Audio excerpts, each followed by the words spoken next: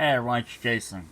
Today we're going to look at an unboxing component video for God of War, the card game. So it looks like this is based off God of War 4, as opposed to just the general God of War series, although they could potentially adapt it, make expansions for some of the other stuff. So this is an interesting, unique, deck builder type game. It's got some really interesting components to it. So we're going to kind of look through the book quick, then we'll jump through some of the components. Pretty good guide here. So the object is you're playing out a scene, like which would be like a part of the video game, like they took like a screen cap of the game, and you have to move your little standees around, your characters, figure out where you want to attack, which guys you want to attack in that like particular scene, and then bad things happen. And the scene can change depending on if you met certain conditions, if certain conditions have been met. It does actually pretty good job of explaining how all this works. So that's how you set up your board. You're going to get to play several different characters. You have a scene here, which is what you're fighting on. There's going to be sometimes enemies, sometimes other conditions and things you have to deal with. And then over on this side here, showing what you're doing. So you start off with a basic quest, and your first quest decides what scene you're playing. And then the next two quests after that. So once you beat quest 1, you get a pick from 1 or 2. So you gotta get an option of which direction you want to go. And then you play that scene, and then once you beat that, then you have to fight one of the 3 bosses up on top, and you get to pick which one of those 3 you want to go towards. And then whichever ones you don't pick, there's actually flip over, there's bad stuff on the other side. So you fight one of the options, and the other ones give you bad things. But then yeah, as you play through, like you flip over these cards, they do stuff. So like here's a little bit closer of a scene. So you're going to have like the entire scene. There's going to be like spots here, which is 1 card. There's columns, so like when you move your characters, they go from column to column, and then stuff attacks or affects things in the columns. Gameplay is actually pretty simple. Preparation, drawing their hands. Like if you're familiar with deck building games, at the end of every round, you discard your entire hand, so you draw new stuff. So as you've gained new cards, your hands and deck get better. So you get 7 cards. You have a hero activation, scene activation, and then extra scene, and then you upgrade. Just fairly easy. Your heroes, you get to move, play cards, use your rage, or interact with the scenes. Moving's fairly simple. 2 characters per scene. You just move left to right. You can decide who's in the front and who's in the back. There's more than one person. Person in the front will take damage. They're protecting. So depending on where you are, might make a difference between whether you can or want to attack a certain area, or if you want to end your turn protecting somebody. Playing cards is fairly simple. There's melee attacks, which are red, ranged, which are yellow, blue, which are defense, and black, which have number cards. So to play anything, you have to play either something with so for attacking purposes, you have to play either a red melee card, a yellow range card, one of those two with something with numbers on it. So it's showing like this red one has a number, that's fine. This yellow one doesn't, but you can play a black card with numbers. Combination of the two, but not one just by itself. So the color card dictates what type of attack you're doing. And where you can attack. Like melee can only attack the first columns here, where range can attack higher. Yeah, so it's pretty simple. And then you just decide how many points you want to put into it versus how much health they have or how much defense they have. And it's kind of a gamble because they roll the dice. So it's like even showing here, like Kratos has a ranged attack of 3. But the opponent rolls 2 defense, so he only does 1 damage. So the next time he plays one that gives him also 3, combination of 1 here, 2 there, and the opponent doesn't roll any defense, so he does 3 damage.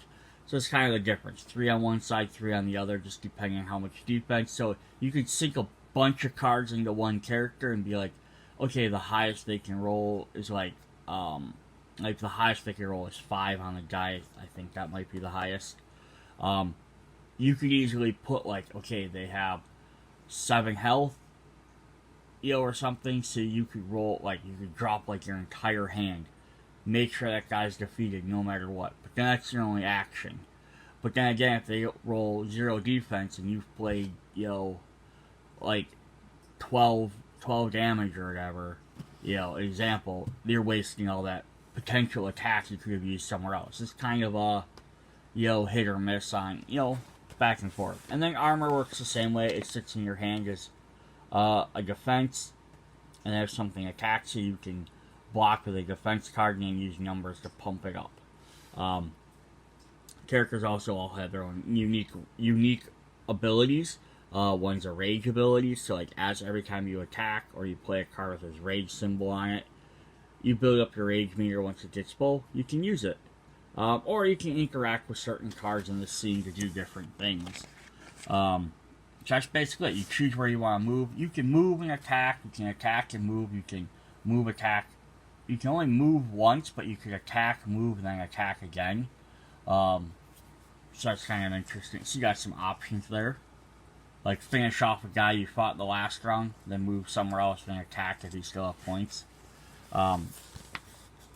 Then the next thing you do is you draw these scene activation cards, which are your upgrade cards. They serve dual purposes. You flip them over, you find this little ruin, you match it to pictures on the scene, and then they do certain things. This could be enemies attacking, this could be environmental effects going on, various other things that could happen. And then, if you get knocked down, you're just out of the game until the end of the scene. So if the other hero is playing, can still beat the scene, you get to come back. And there's effects like stuns, poisons, things like that, which just go into your deck and just mess up your turn. So a stun goes in your deck, it basically wastes a card. It's like a useless card if you're not deck building. Poison is the same thing, except you take a point of damage. Then after every player has went, and so after like player 1 goes, they do an activation. Then player 2 goes, they do an activation. After everyone's done, you get one more activation. And then you have your upgrade phase. And this is the time you discard any cards left in your hand. And then you have the option of actually tweaking your deck in interesting ways. So during the upgrade phase, you have the option of players remove any card from their discard pile instead of getting a new one. So like they're showing here is there's 5 cards available. These 3 characters all grab one of each of these cards. And then this character is like a dual character here. It's just kind of a neat thing. We'll explain when we get there. Instead of grabbing one of those other 2 cards, they get rid of a card out of their deck. And now this could be getting rid of like a poison card or a stun card, so you don't have them useless cards in their deck. This could be getting rid of like maybe you have enough other characters with range, so you're like, I'm gonna get rid of just a basic ranged attack so I can draw something else. So you have different options, or get rid of like a +1 so you draw your 2s and your 3s more. Things like that. So it's actually kind of neat. Every turn you get to do it.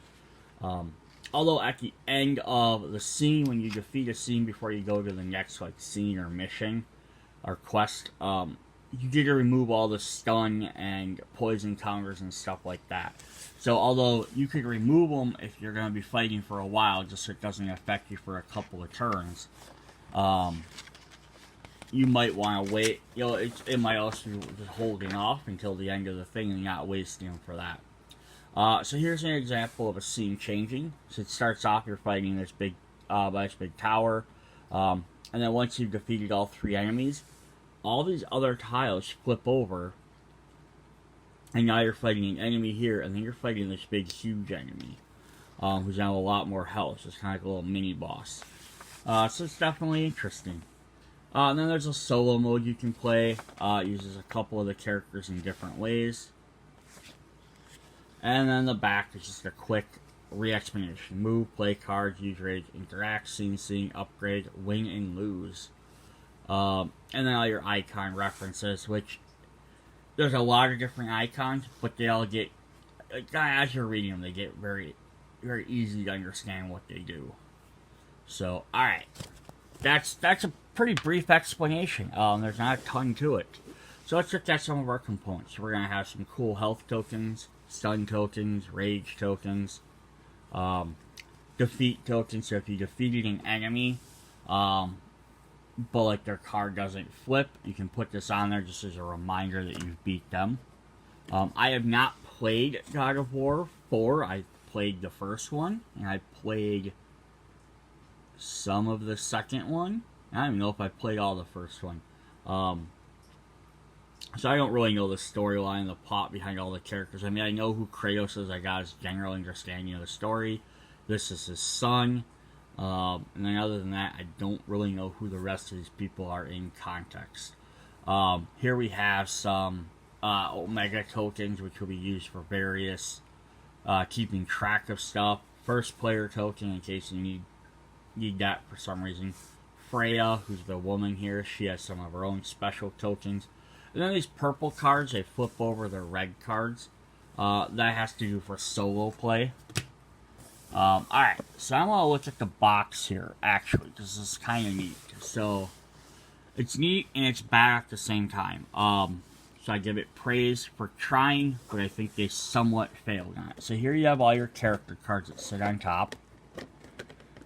Everything has its own spot, so it's always nice. Like, I hate when it's just like, oh, here's a big dump of a hole to drop all your stuff in, which they do for tokens and stuff, which kind of sucks, but the rest of it kind of has its spot. This is what's kind of neat. So here's all your scene cards, and they have them separated in little baggies, and they kind of angle here, and I'm guessing then there's a flat part here, so that you could drop like your character standees, or whatever else you want right there. And that's kind of neat. And then they kind of hide in there. That is what I like as a cool design. Your sets of cards go over here. All your other tokens go in there. The two reasons why I don't like this is because all the rest of your tokens are just going to get dumped in here. And they didn't give you any badges or anything like that for them. So you're going to drop a handful of tokens in there.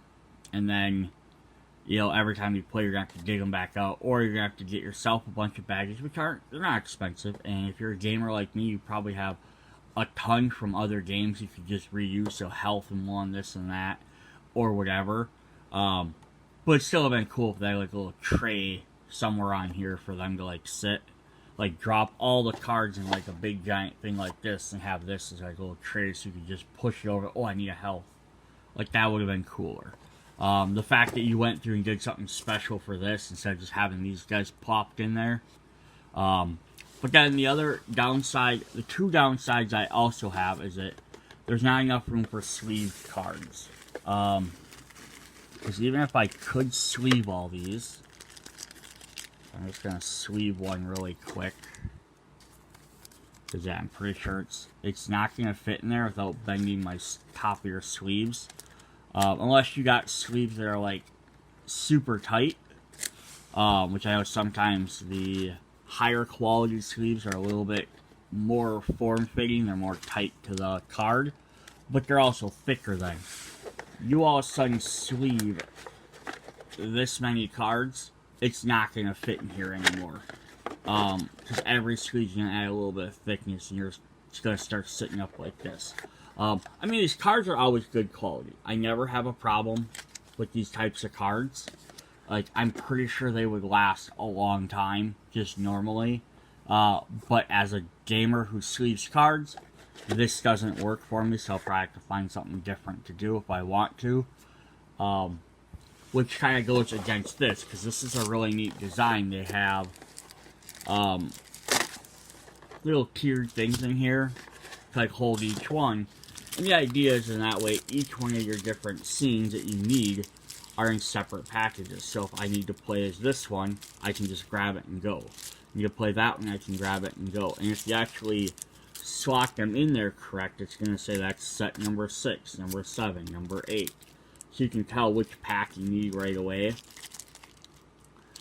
Without having to sit here and pull each one out and dig them out or have like a card on it. You just have to make sure that, you know, at least, I think they're, yeah, it's going to show on either side, so it doesn't really matter. One might be the top, one might be the bottom, front to back, so you're not going to be able to tell. So it's a really nice design. The problem is, so I've taken all these out to figure out which one I need. Now to sit here and put them all back, I gotta sit here and do that, you know, figure out, make sure each one's in its own slot. So pulling them all out, figuring out which one's which is really nice and easy. And then you can flip them back like that. Now, it's actually not terrible. Here's where the issue comes in. This part leans over the top of the edge. So when you go to put this plastic back in here, you gotta like, kind of make sure that that doesn't get caught on there, so you're not ramming that plastic, you know, into the edge of your cards. Because they don't have any other protection. So it was an interesting design. Like, ideally, it would have made more sense to turn this the other direction and have them tipped into the box and have, like, the open space be over here, rather than trying to always make sure that edge of the box gets underneath that card. I know I'm kind of being picky about this, but I just want to point that out. So if you're looking at buying this game, everything will fit in the box, but if you want to sleeve or do this or do that, that's what you're gonna have to kind of deal with. And then comes that other problem, is if you do find sleeves for these, which I haven't looked hard enough. I have sleeves for Dixit, which are also bigger cards. The problem is they're the exact same size as the Dixit sleeves, so if I was gonna shove them in there, they're gonna bow just a little bit because they're just that tight. And I don't want card sleeves that are that tight, because that, you know, kind of warps the card a little bit. Especially since these you have to have like counters and stuff on them. I don't want that to happen. But yeah, if you sleeved all these, they're probably not going to fit in these plastic things either, or in the box. So then again, this would become useless, and you got to sort them out. So just another thing to keep in mind. Alright, now that I am done complaining about the box aspect, let's actually look at some of the cards and characters. So usually I use my easel here, but I don't know if it's going to work with these big cards. Alright, we'll figure it out. Alright, first up we have the God of War himself. We have Kratos. He has 10 health. His ability is Spartan Rage. So it adds +3 attack to your next attack and heal damage. So that's if you use his Rage. So once you get to 5, you can use this ability at any point, and it resets to 0. So you can do it if you know you have an attack, but maybe you don't have an attack and you don't want to wait. Like, you're like, I need to heal because I don't have, like, because you have an activation coming up next and you don't have any defense cards, or the last scene activation, you used all your pluses and you're like, I can't afford to take damage. You might just need to do it and heal. It moves out to 3 attacks. So there's a possibility. Alright, up next, we're going to have his son, Atreus, who has 7 health, a little bit weaker, but it makes sense. He's a kid. Thunderbird, he only has 4, but it says deal 2 damage up to 2 enemies, cannot be blocked. So 2 free damage to 2 enemies, anywhere, is really good. Thirdly, we have Freya. It says Old Magic. So I'm guessing this is like the human form of the goddess Freya. So she takes her 6 to do hers. But it says place a Freya token on any hero. If a Freya token may be discarded to cancel all incoming damage from one source. So she has 8 health. In her ability, but she can have up to 2 counters at a time. So you can use one to put it on another character and then start building up to use the second one. Third character is actually pretty interesting. So this is Brock and Sindri. So this is actually you get to play 2 characters at once. So you may move with Brock once and Sindri once in each round. Continue playing if one of them is knocked down. So they have 6 health, so a little bit less health than everybody else, but it's kind of a combination of 12. And they have 2 different abilities. They only cost 3 each. Brock gets Gear Up, which gets him +3 defense. And Singri has Weaponize, which gets him +3 ranged attack. So it's going to let you spread your attacks out. They're going to potentially die quicker because they have less health. But you can team them up together to do stuff, or you can split them up, kind of depending on where you need to go. And then the last character is really weird. So it's a Mimir. It says, choose a hero to attack yourself at the beginning of each round, who becomes the carrier. You may choose to take attacks instead of the carrier. Mimir does not have a turn, but you must draw an upgrade card for him. So it says, Knowledge and Wisdom. During scene activation, draw an extra upgrade card, choose one to activate, and place the other at the bottom of the upgrade deck. So it kind of lets you see what's going on. But he doesn't actually have his own movement attack. And he doesn't have a regular round where he attacks and everything. So it's actually kind of interesting. So you still play as him, like he gets a turn, like essentially it's like Kratos goes, Freya goes, then he goes. You still have to draw a bad card for him, an upgrade card which has an activation. And you can take damage, but he only has 4, so he's not going to be able to take a ton. But he has other special cards you can play. So on the backs of some of them is we're going to have solo mode. And it's going to say solo mode on top, just so you don't get confused. So, they're going to play very similar. So, you play as Kratos, he has +3 attack, heals you 3 damage, but he also refreshes your allies' abilities. So, in solo mode, you can use your allies to do other stuff. So, if you have Atreus, these are going to be, you put tokens on there to show if you've used them. So, either he gets a ranged attack with stun, or he gets +3 attack. Or he can do a ranged target 2 enemies in the scene. Or he gets 1 defense. So he gets little options to help you out. And then Mimir has one. Which says result of an enemy die is added to the attack instead of counting the defense for the enemy. Or heal 2. Or you can move or look at the 2 upgrade cards and place them in any order. And then the other 2, Freya and Bach and Singri, don't have solo modes. So it's kind of interesting. Alright. Let's look at what cards we get in the game. Now I'm going to just go through the character cards and stuff like that, and then there'll be a little spoiler warning for the scenes in case you don't want to know what's going on there. But I'm going to show them all off. Just to start off quick, is we're going to have all the upgrade cards. We're going to have all the cards, Omega symbols on the back, but we have stun cards. It says when you draw this card, immediately discard it at the end of the quest, remove all stun from your deck. So like I said before, basically puts a useless card into your hand, because then you can't use it for anything. And then at the end of the quest, though, you can get rid of them, or you can choose to get rid of during the upgrade. So we're going to get a bunch of those. We're going to have a bunch of poison cards, which are very similar.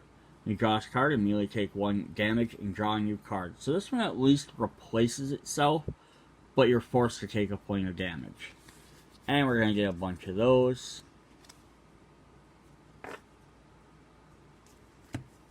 And then finally we have Shattered Crystal cards. So you may discard this card to draw a card. So there's going to be various quests in the game that create Shattered Crystal cards. They put them in your hand. You can spend them for that, or you can discard them to draw a card. Just a couple, like, generic-y cards.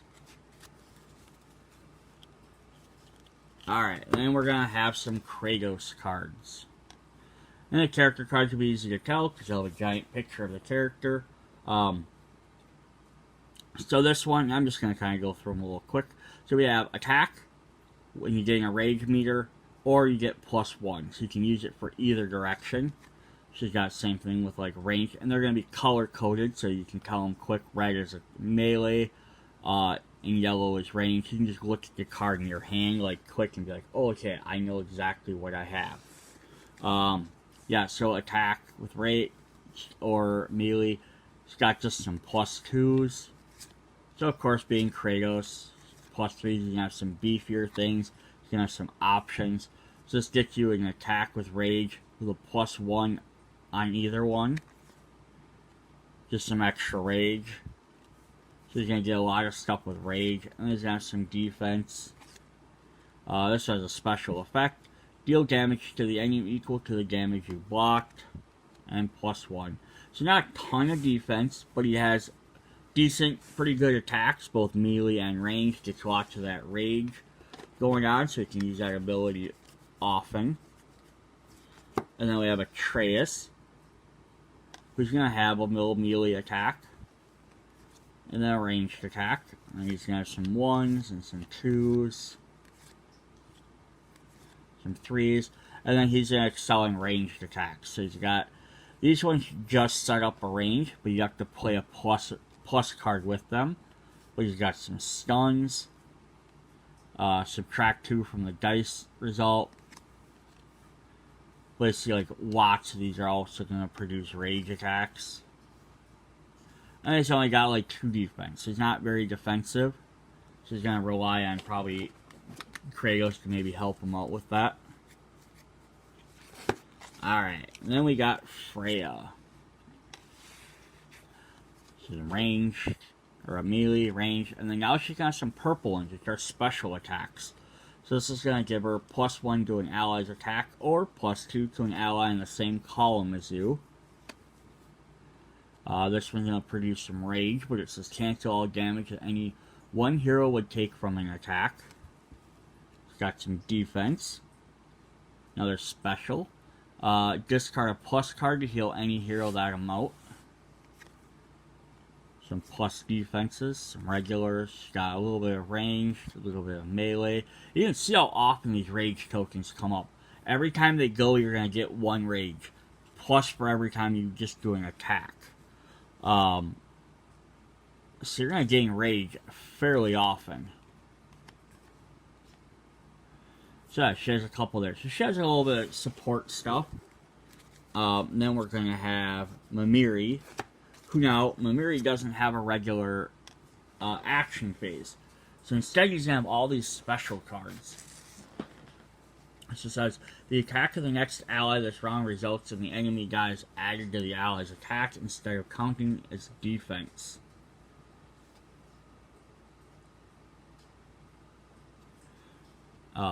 You discard a plus to heal Mimiri and the carrier the same amount. Get +1 to ally attack. You may discard a plus to further increase the amount. +1 to ally attack. Discard a plus to increase the amount. It's got some defenses, a couple plus. Now his pluses aren't super high, they're 1s and 2s, but still, you know, adding 1-2 damage could be enough to finish off a guy. Add plus to an attack or discard, or move Mimiri and his carrier to an adjacent column. This just lets him move to an adjacent column. Discard a plus card to the same number. Yeah, so he's definitely interesting. I'd probably say like the first game, maybe not play as him. Like at least not have one player play, just because he's really a 100% support class. And then we have Brock and Sindri, so they're going to have a lot of dual cards. So either ranged or a plus, melee or plus, just some defense, some pluses, some ranged. So like very similar to Kratos, except they don't have a lot of pluses, but they do have some good specials here. So it says if they're in different columns, after one attack, repeat the same attack with another. So if you do like melee attack, you can then do another melee attack. So it's, if you have them synergized, they work really well. If you have them both in a column, where they can both do melee attacks or both do ranged attacks, you could set up some good combos. But it's only if that works if there's enemies that work like that. Otherwise, it's just healing 1 damage. And it's the same one a second time. Here just lets you advance your rage by 1. Nothing special extra there. Or this one says +4. If they're in the same column, otherwise +2. So it's kind of some different interesting things. Alright, and then we're going to have all of the upgrade cards, and these are fine to show off because they're just... So you're going to pull these out and you're going to do this little activation effect. It's going to be on one of the scene cards. So I'm going to show off a scene card here. So this is from the first set. So for example, this one, if I draw one that has a matching F, then I'll activate this card. Which will be like the enemy attacking, and they'll do some damage. So this is their health, their range, stuff like that. So they're all going to have different little ones like that. So this one, for example, has that X. So if I drew this X, then I'd activate this X, which means this guy would attack me. So that's how the upgrade cards work. But then once these are in your deck, those rune symbols don't do anything. But sometimes the runes can activate depending on the scene. They might activate 2, 3, 4 different things depending on what you've defeated. Then at the end of the thing, after you play a thing, then you get to pick one of these cards. You have a bunch of +2 melees, some +2 ranges, some +2 defenses.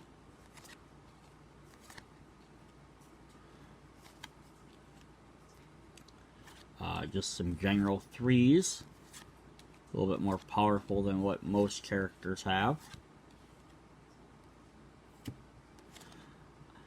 We have a +4 with stipulation they can't be used with other pluses.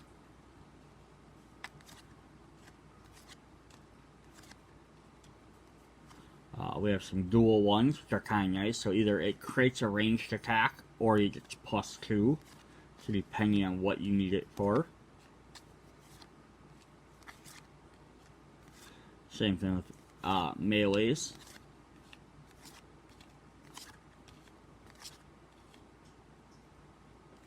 And the same thing with defense.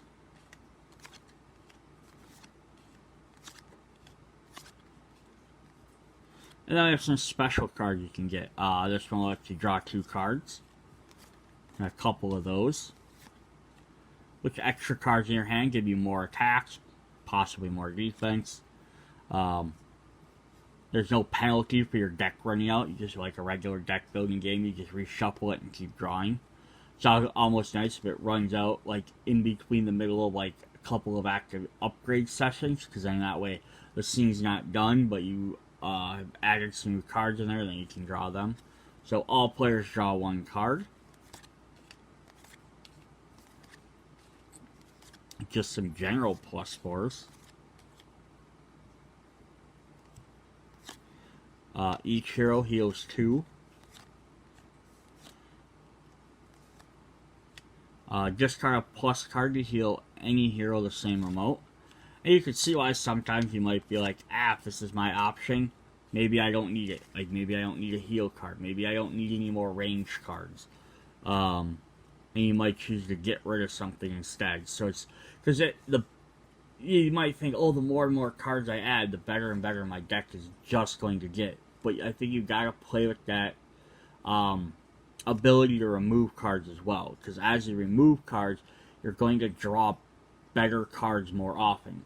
And that's one thing I actually like about this game, is that you have the option of removing cards like that. Because I've played so many other deck building games like Marvel and DC, where it's so hard to get rid of your starting cards. I mean, what's neat about this is because every character starts with the same deck, or different decks. So everyone has their own little purpose.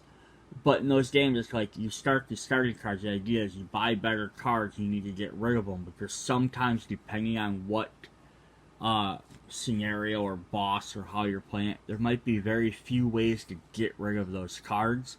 Or the way you can get rid of them is so early on in the game that it doesn't help you. It's a hindrance. So you have +1 to an ally, +2 to an ally's attack if they're in the same column. You have a bunch of those. And then we get these ones, which are really cool. So this acts as any of the three. So either attack, range, defense, or +2. Got a couple of those. We have a +6. Is after using this card, remove it from your deck until the next quest. So you still get to use it, you just only get to use it once. And then the next quest, you put it back in, get it again. Defense, play a single plus, doubling its value. So there's less of these because they're more powerful. So again, a double range, double attack. Some interesting specials. Cancel all damage from an attack against you. You may move to an adjacent column after the scene activation is resolved. So like a dodge effect. 4 heal. Return 1 discarded card to your hand. It's just one of the 4 colors, not one of the purple ones. We have a cancel all damage from one attack against you. Deal the damage you would take back to the... Deal to the attacker the amount of damage you would take. And then finally just advance your rage by 2. So those are all of our upgrade cards and our scene activation cards. So then the next thing we have is we can look at the scenes and we can look at the various quests. So they're going to be sorted out here 1 through 10. But the first 6 are your actual quests, and then your last 3 are your bosses. Or 4 are bosses. So there's lots of interesting stuff you can do, but since you're always going to have 3 of these active during any game, because you play 1 and then you have the option of playing 2. So getting through all 6 of these, you're going to go through them very quickly, because you're going to play 2 at least every time. And the same thing like this, you're always going to play 1. So ideally, you're only after 4 plays, you're going to fight each one of these bosses potentially once. After 4 plays, you can say 2, 4, 6. You can play 3 unique ones, and then you're going to have to start mix-mashing on the 4th one. I get, like, the way this game works is if they wanted to have a ton, they would have to make a bunch of expansions, which would be awesome. But they don't want to have, like, 500 different things. So, alright. Before I start revealing all of these, we're going to have spoilers. So if you do not want to know what the stories have, the missions have, the cards are on them, the actual gameplay story thing, you want it to be kind of a surprise as you play through it, spoilers, shut the video off, because I'm just going to go through each one of them. And we're going to go through one card, and then we're going to look at the scene quick. Actually, I'm just going to go through the cards quick, and then we'll jump back to look at the scenes. So, here are all the different cards. So, we have Quest 1, called the Travelers. And I'm not going to read all the special text, but it's kind of a win condition, and here it's going to show your scene of 8 cards, and the 2 white dots are where the Travelers are, you have to beat. And then what's neat about these is, when you have like an option for the 2 quests or the 3 bosses, whichever ones you don't pick, then flip over and they become hindrances. So if you don't pick this and you pick another one for your second quest, now you have the hindrance of, before the first round, each player removes 2 defense from their deck. So that also makes the game interesting depending on which ones you do, because you could play the first quest, the second quest, and the boss, same 3, several times in a row, but if you have different hindrances on each one, it's going to affect how them games work. Plus how you build your deck, what runes you get.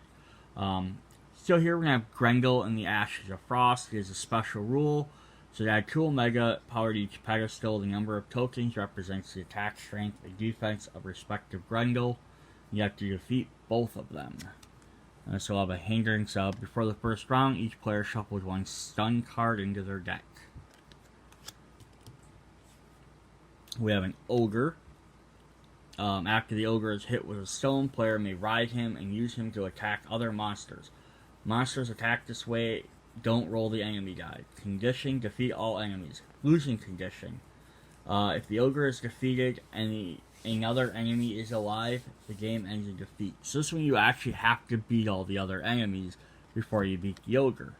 Hindrance, before the first round, each hero take 1 damage. So these aren't like terrible hindrances, but that's it there. They're just hindrances. Here we have Helheim. Special, place 3 Omega Fires on the respective slots. I'm going to show which ones they are.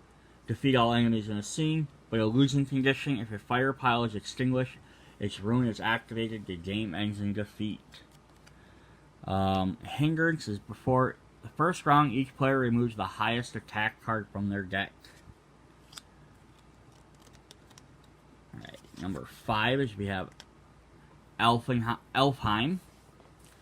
Defeat Salvingefur and destroy the hive. And hindrance, before the first round, each player shuffles 1 poison into their deck.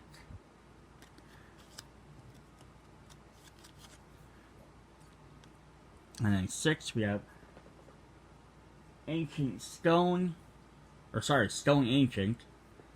Special rule, use the trackers to represent heart pieces they drop from the Ancients. Don't discard the tokens when they're flipped.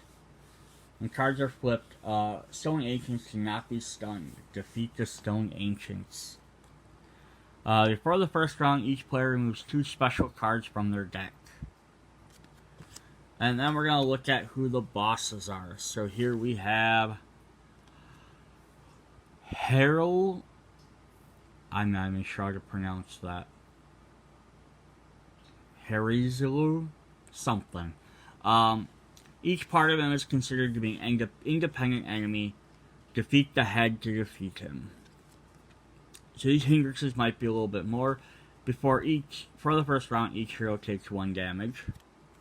I would guess they're not going to be super powerful because you have to play against 2 of these. So you have Mini and Modi. Special rule, use the token to represent lanterns. When an enemy goes back into the fog, it is fully healed. Defeat them. And the hindrance is before the round, each player removes the 2 highest cards from their deck. Bulger's Forgiveness. Special rule, the tokens represent mistletoe. Once scene 9A is complete, it replaces it with scene 9B, keep all mistletoe. Winning conditions, trap Bulger at the end of the game is if games end in defeat if Bulger is defeated. Before each round, each player gains a minus hand token. These are kind of neat, so it actually works with something other than just solo play. And then the final boss is Sigrun, the Valkyrie Queen. After another Valkyries are defeated, when they activate, they attack Sigrun, who does not roll the enemy dice. Special rule.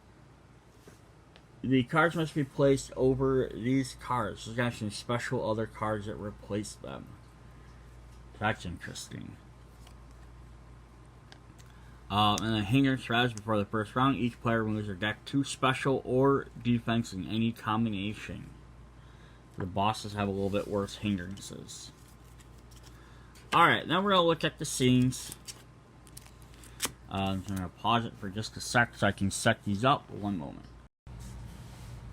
Alright, so we're going to have just another spoiler warning here, because now I'm going to start actually showing off the scenes. I just showed you off the cards, just kind of explained what the quests were and the bosses were, but you didn't actually see what the rest of the game was. So if you want to be surprised by some of that, don't watch anymore. This is spoilers. I'm going to actually show off the scene of the 8 cards laid out, and go talk a little bit about how the game sort of works from there again.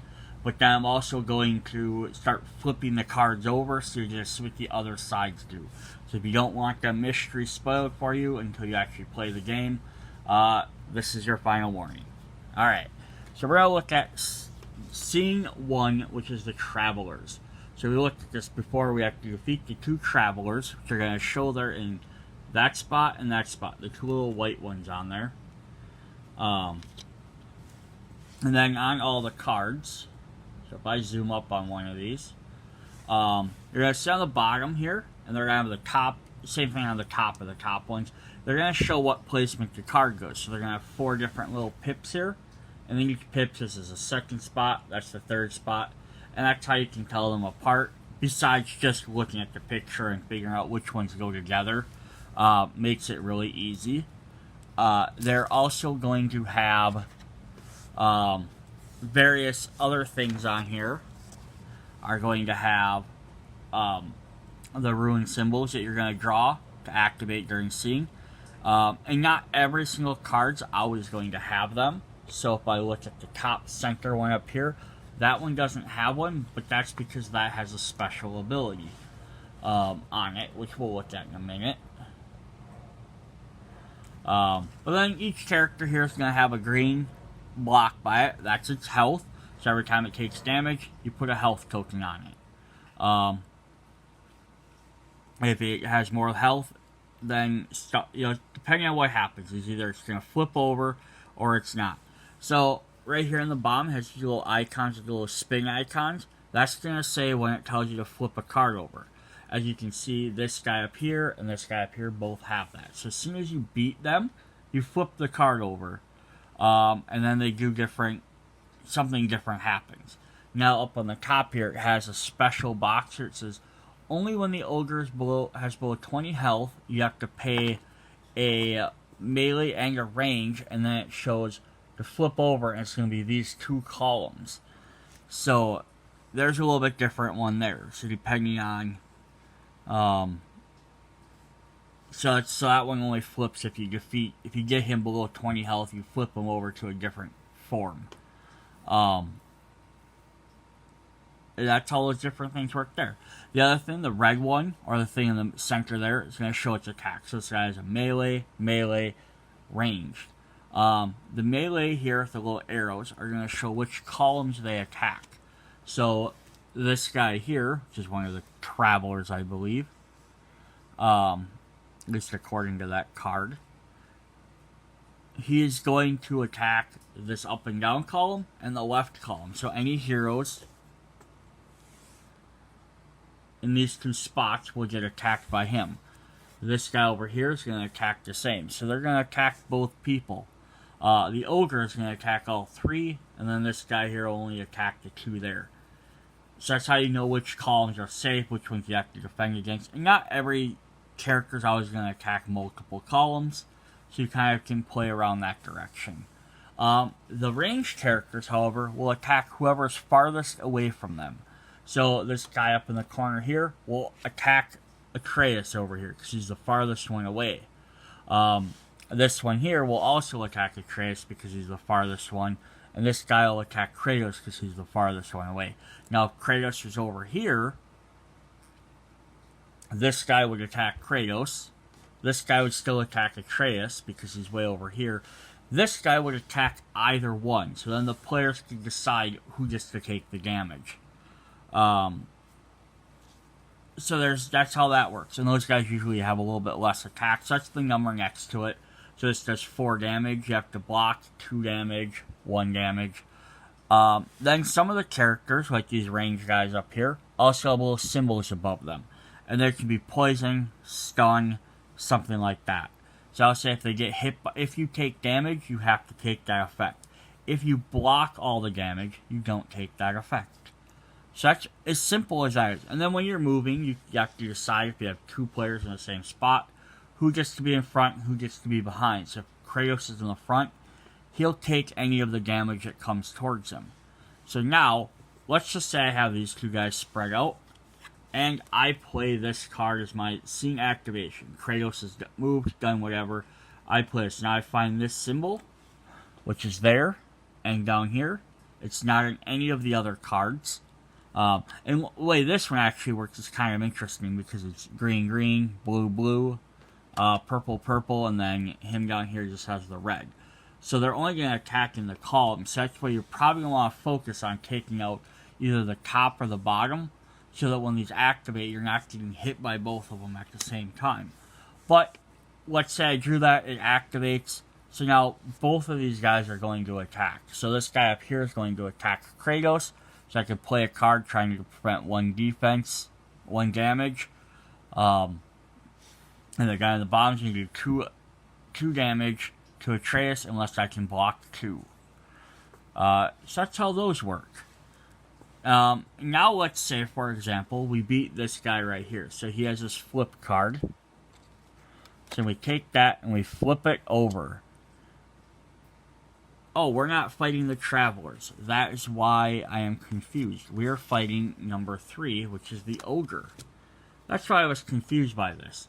So the Ogre says, after the Ogre is hit with the stone, so that's this up here. So there's a little stone in the picture. So see if I can zoom in, you can kind of see that stone. You do this, you drop that stone on the Ogre's head, like you might in the video game. Players may use them to attack other monsters. So winning condition, defeat elements. So let's say before I did that, I'm like, I gotta get rid of all these other guys first. So I did this. It says, if this enemy is not defeated by the Ogre, it's gonna say flip it back over. And now you notice there's a red dot on here versus a white dot. The red means it's the back side. And that's how you can tell the front from the back. So, oh, I beat this guy. Oh, he's gonna come back because he wasn't defeated by the Ogre. So now let's say I defeat the Ogre. So we're gonna flip this card over first, and look, the stone is gone. And now this little symbol is down here. It was up here by the stone, now it's down there. When you flip a card over, everything gets erased from it, stun tokens, anything else, unless it says differently, except for their damage. So I had to have him below 20 health. He's still below 20 health, but the reason why it says 35 is because he could get healed back up by something, or you might have had him at 20 health, or you might have had him down to 10 health. You can kind of flip him whenever you want. So now he's going to have that, but he's going to have an extra symbol on there, so he's going to activate more often. And then he has 2 special abilities, so you can play a ranged. The Ogre attacks an enemy of your choice, or you can play the melee, which he attacks one of the other ones. So if you play a melee card, you can make him attack these 2, or you can play a ranged and you can attack one of the other 4 guys. But all the other guys here are going to have that same flip over effect.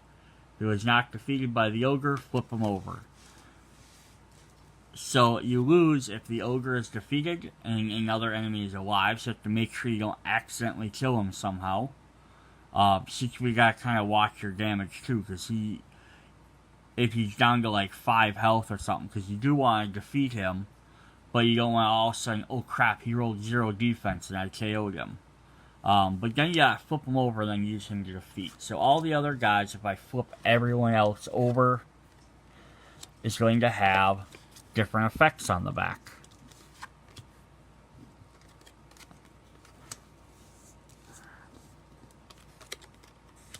So, now this is what's interesting. So now only these bottom 3 have that effect that says, if they're not defeated by the Ogre, flip them over. So, like, the first time you're playing this, you're not going to know this, and that's what makes this game fun. Because this is why I said spoilers for these. Is because if you're just playing this for the first time, and you're, oh, I just gotta take out these enemies. And maybe that's what you did in the other one. You just worry about defeating enemies. And in this one, you defeat this. Oh, crap. You defeat them. Oh, crap. You don't know which one does what. So you're gonna have to then figure it out. And then maybe if you start realizing these guys, you might be like, crap, I might have to take out these top guys instead, so I'm not taking damage from them. But then they have special effects that say, this one says, if this enemy was defeated by the Ogre, heal 3 damage, otherwise do not heal, then flip him back over. So they'll do a flip over effects, just if you defeat him, you either can gain some health back, or you can gain some rage. But yeah, that kind of makes that definitely an interesting card. And that says, monsters attack this way, don't roll the enemy die. So basically he attacks, he's going to do 4 damage. And if we actually look at these,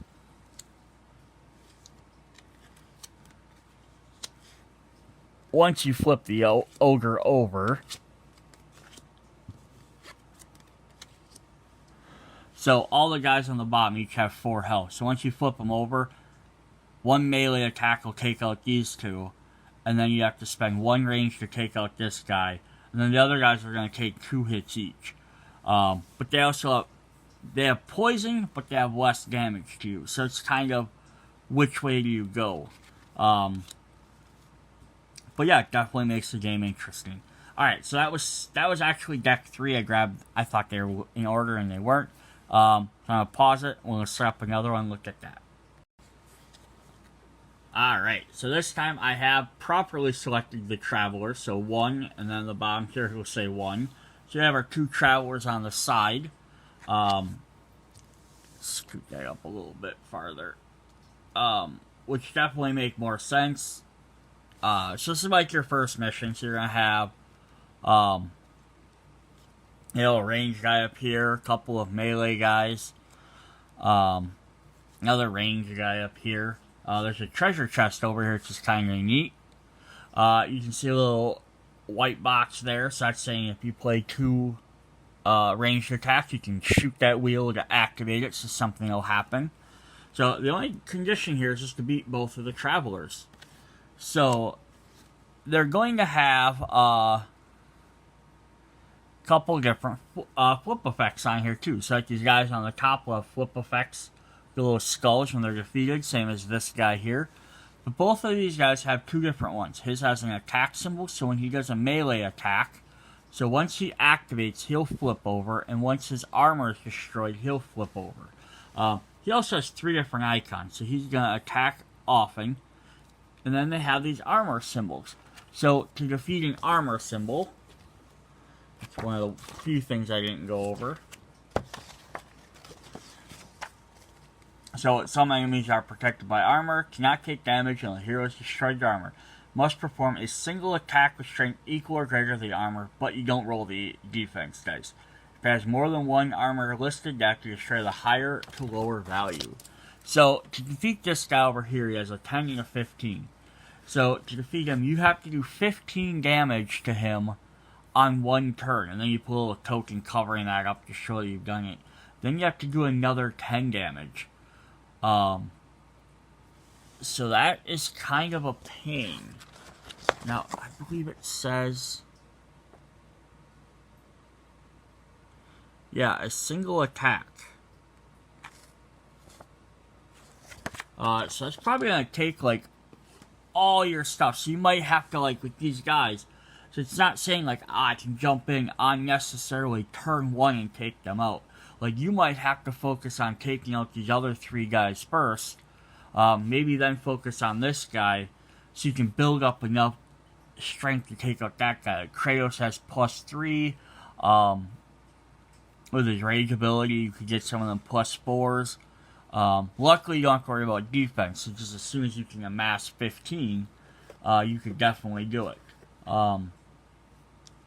But now let's see what happens when we start flipping some of these over. So let's do this condition one first. And they're going to get some like this, they're just blank, which are kind of interesting. So if we play 2 range, it's going to flip that over, which did absolutely nothing for us.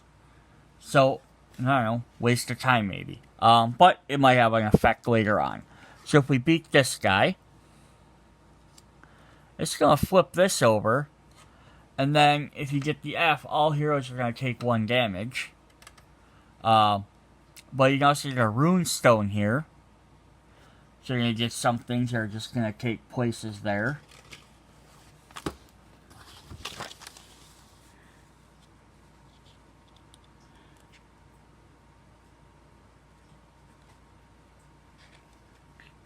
And let's see what else we got. So if we flip over this one,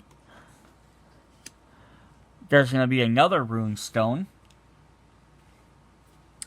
And so if we flip over this guy,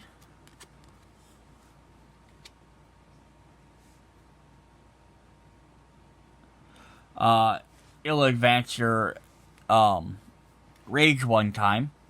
And it has a flip condition. The ruin is activated. So if you draw that ruin, it flips this back over. So this guy can keep coming and going. So now, before we flip over the two travelers, we have one other card down here. We'll look at. So it says, when the ruins R, B, and N, so no, it's not exactly what they are. Flip this into this. This is a treasure chest. So we have an R and an N. So when we can find B, which is probably going to be one of these other two cards, we'll flip this over. So we'll wait to see what happens. So this guy's probably going to activate quick. He has infinite armor, so you can't hurt him. So you just got to wait till he attacks. And then once he flips over, he has 20 health, and he becomes a ranged character. But it also says once he performs a range, he flips over. But his health will stay on him, so he'll keep going back and forth between ranged and melee. Basically, like he attacked, you can go ahead and smash him, and then he's going to go back to a defense position. And then if we defeat this guy's armor, he flips over, becomes super vulnerable.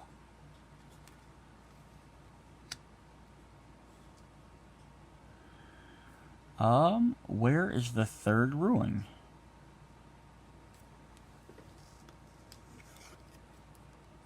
It's on that side. Oh, so yeah, here's what I missed. So you flip that, it flips over both of these. So you flip over that. So basically, I think you crank the wheel. And there's nothing there. And then it brings over this ruin over here. So then you do that, activates all three ruins. And then you get a treasure chest.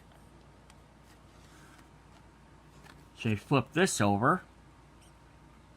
It says all players gain +2 hang limit. So also now having extra 2 cards in your hand might be a little bit easier to defeat these guys. And then this card can't get flipped back over. So it's a one-time treasure. So that's kind of a neat thing there. So this guy is hard to defeat because of his armor. And then you flip him over. And he's not so bad. He has 15 health. Take a little bit, but he's not terrible. Then this guy is going to keep flipping back and forth every time he does one of the attacks. So you just gotta, like when he's on his melee side, he's invulnerable. So you gotta basically hold off till he flips back over. But while you're doing that, you can keep attacking. Unless this activates, and this guy will keep flipping back and over as well. The only downside though is like you beat these other ones here. And again, this is the thing. The first time you play, you're not gonna know, like, oh, I gotta defeat all these other guys. Maybe while I'm waiting to do something with these guys. It's kind of on one hand, is if you have these guys flipped over, here you heal 3 damage, but you're always going to take 1 every time, where here you could potentially take 2, but you could block it. Here you're just going to take 1 damage, no matter what. So it's kind of the back and forth, the good and the bad on that. Alright, so we're going to set up the next scene. Alright, 1 second. Alright, so this is scene number 2. We have Grengos of Ashes and Frost. You can see these guys back here. This is, instead of being, before we were playing with ones that were only 6, this is 8. So it's a little bit bigger. But the core of it is your 8 in the middle. Or your 6 in the middle. Wait, 8 in the middle. Yeah, 8. And then there's actually 2 more on either side, which are basically health trackers and some pedestals which do stuff. So special rule says add 2 tokens of power to each pedestal. The number of tokens represent the attack and strength and the defense of the respective Grengos, and you have to defeat both of them. So we're going to kind of look over here. Let's look at the Frost one first. So he's going to have this Frost pedestal on this side.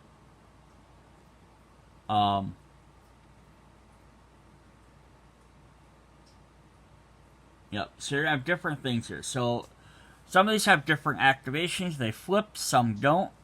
So, like up here, it's going to have, if you play the F, it's going to flip all 4 of these over to the other side. And I think this is the other reason why they have these trackers on a separate one. Because that way you have to keep moving counters back and forth all the time. And And there's little purple icons here that show like the inverse one, like a little square. That's matching up to the health tracker. So that's saying, regardless of which area you hit, it's keeping track of that as health. So you can hit any of the 4 spots and you're still doing damage to him. And then your frost pedestal here says you can expend 2 to remove 1 power from this card and add 1 to the fire pedestal if possible.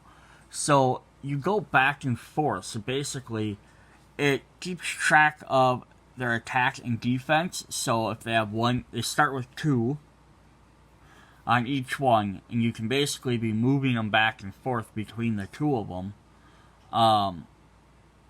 to keep them at like 2 or 3. So like you can go from 3, like one guy will become stronger, you can focus on the other one, then move it to the other side. They have a condition up here, and the other guy's going to be the same on the other side, just reverse. Ooh, knocking everything around. So his health says, once you defeat him, you only flip over the pedestal, because the other ones are going to be flipping over all the time. So we have a couple other things. So when you activate with his ruin up here, it says, or it just says after attacking, add 1 power to the frost pedestal. So you can get more, so you can maybe move more or less. And he has a range up there. A ranged attack on this one, which will activate. And he also has an attack down here. It says after attacking, add 1 power to the frost pedestal. Of course, if able, there's only 3 spots. And then down here it says, when attacking, Grendel of Frost rolls enemy die number equal to the amount of power on the frost pedestal. So the little icon here is that the frost is showing that it matches the frost. Its attack is equal to the number of those symbols. And then his other one says, when attacked, he rolls defense equal to the number of power. So it's just basically it's just stating that his defense is equal to how many symbols he has in there. And then if we flip over to the frost side, it's going to be the exact same stuff, just different symbols activating, and the frost. So now let's see what happens. I want to flip over one of these guys. So if we get this X ruin, it's going to flip over all of our fire or our ash.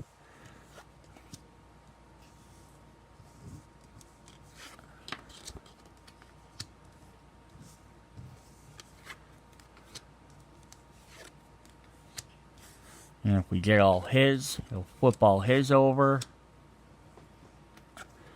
Oh, these things are so far away. So now if we get those ruins on either one of them, it flips them over, and now they're both in like a downed, weakened state. And if you get the other ruin, another one of those ruins, it's gonna flip them back over. So they kind of go from taking enough, like something hit them, and all of a sudden they're weakened. So that's kind of neat that the ruin activation effects aren't always necessarily bad for you. But then they're gonna keep their defenses down here. So it's the same thing.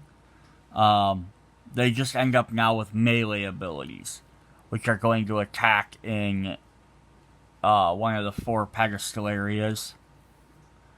One of these 4 areas, so depending on where you are, you could dodge. If you're like way over here, you could dodge the frost. If you're way over on the other side, you could dodge the fire. But they had stun tokens. But they all only have 2 damage either. They don't. It's not equal to their amount of strength.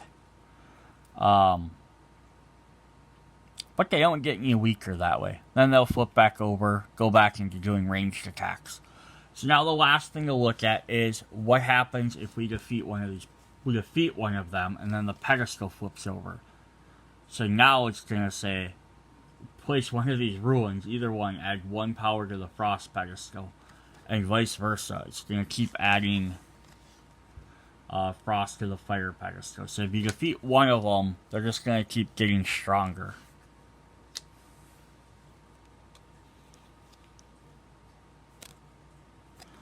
So my only question would be, I don't see like a fact in here for it.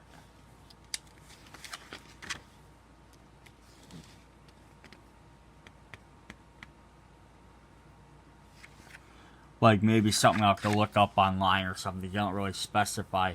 As it doesn't specify how many different things you can have in here. It just shows 3, but I don't know if that means you can only have 3. Or if you can keep gaining more. If you can only get 3 no matter what, then some of these other effects aren't as bad because lots of them are, like when attacked, like when they attack, they do stuff like both their ones up here say when revealed, Grengle of Ash or Grengle of Frost, depending on which side. Attacks immediately, then adds 1 power to the pedestal. But there's no way to remove them permanently. Like you can play effects that let you remove 1, but it moves it to the other side. So unless they can just keep getting a cumulative, which would be interesting because that could be like, you could move all the tokens to like 1, like from the Frost to the Ash one, so the Frost one's a lot weaker, start taking them down. But then you're going to want to make sure you move them back over, at least somewhat, because also you don't want to be stuck fighting a guy that's super powerful, like attacking defense that you can't deal with. And then the last thing I'm just curious about is these guys flip over and they have nothing on the back. There's no reason to flip them over. Alright, so that's our Grengles of Frost and Ash. Yeah, definitely interesting things. Let's have a bunch of little guys with 2 big bosses that have some different effects. Let's see what the next scene is. Alright, well, quickly before we jump into scene 4, with the Grengles, I just kind of looked up the best thing I could find in there with the pedestals and the power, was it says, if you remove one using one of the special abilities, it gets removed regardless. If there's an open space on the other pedestal, it goes there instead. So you could basically you could empty one out completely. So you could empty out the Ashes one. You could play 3 things, get it down to 0, so it doesn't have any attack or extra defense. But then that means the Frost Giant would always have 3. And then as soon as you start taking away from the Frost Giants, they go and fill up the other guys first. If it's already full, they just disappear. So they'll always have, one of them will always have some or the other. But there's a way to at least remove them. Alright, so now we're going to look at Helheim. It says special rule, place 3 Omega tokens on the respective fire piles. Winning condition, defeat all enemies, losing if it is extinguished and the flame activates. So these guys are going to have, I'm going to zoom in on them a little bit. They're going to have 3 tokens that start on there. If the Sim rune activates, you see it has a little light blue around it. Remove a fire token if the 3 slots are empty. And there goes my camera. Alright, we fixed it. If the 3 slots are empty, you have to then flip it over. So basically, I'm assuming once they're empty and it activates. So if it empties, that needs to be your like immediate concern. Luckily, you can only activate at most 2 ruins in a row, because you could have like Kratos could do something and then a ruin activates.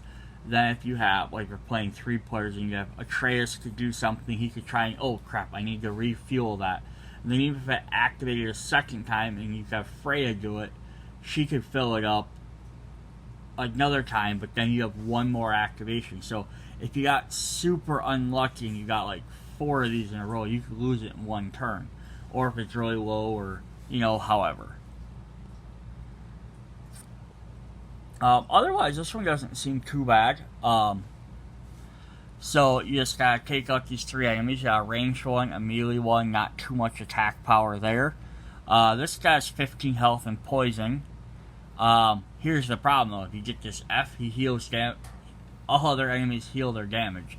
So it's that kind of back and forth thing, is do you spend time just focusing on him and trying to do 15 damage to him as quickly as possible, or do you spend like a turn or 2 taking out the other two quick, because they won't flip even though they're defeated. So they get defeated, you put a little token on just so you know they're defeated, but they can get healed back up. So it's kind of that. And then this one up here says, once all enemies are defeated, you flip all 5 of these, so everything but the fire. So, let's say we defeated everybody.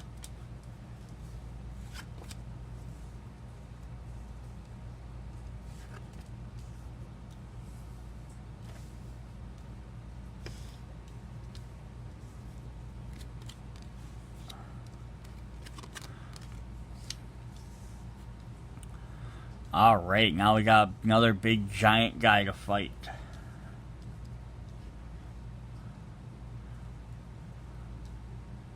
So his is now this little purple symbol, which goes to his health tracker up there. And this is Maturger Nelson. So he's gonna have 3 melee, 3 melee. But he only attacks the other direction, which are kind of interesting. But you can attack him in any of the 4 spots, it doesn't matter. His rune up here says remove 1 fire from each of the fire piles. After that, deal 1 damage to each hero. So again, that could definitely cause trouble. And then this one will activate as well up here if he has that guy. But you could take him out and then not have to worry about him. And then what happens if we lose either of the fire piles? They're going to show a fire pile being out. And they're going to have a little white activation symbol by them. So it says, flip it over, place a fire tile. So you can definitely, so that's kind of nice. Even if it gets flipped over, you can still have 1 extra shot to try and flip it back over, reignite them once before you're defeated, as long as one of those cards doesn't activate. So this is a fairly simple one. This is probably the one they showed in the book. Like the Grendel one had back and forth. The Travelers had flipping guys back and forth. This one's, kind of a little bit fairly simple, straightforward to do. Just defeat the big guy at the end. Alright, so let's flip over to scene number 5. Alright, so now we're in Elfheim. Defeat Stravler and destroy the Hive. So here we have a 50 health for him and a 60 health over here for the Hive. Now the Hive has a special thing. It's just that one you have to spend 2 red shards to deal 30 damage to it. So basically you have to have 4 of them shards to do damage. So it's not regular attacks. But once it's defeated, you flip over both of these. Then, this one up here has a little skull token for him, the tracking card. So, the only card on here currently that has it is this one. So you can attack him. So the other 4 are just general, like, dark elves trying to take you out. 1 damage, 3 health, nothing terrible. You beat them, they flip over. He also has a special effect up here that says if you place 1 shard and 1 fire token, or 1 range token, you can deal 5 damage to him. Then you flip these 2 over. Otherwise, he does a melee, which does 2 damage and cannot be blocked by defense. So you probably want to, like, hit him and do that. But before you do that, you have to get these shard tokens, which currently there's no way to do it. So we're going to have to defeat these 4 elves first. So we're going to flip over all 4 elves and just see what happens.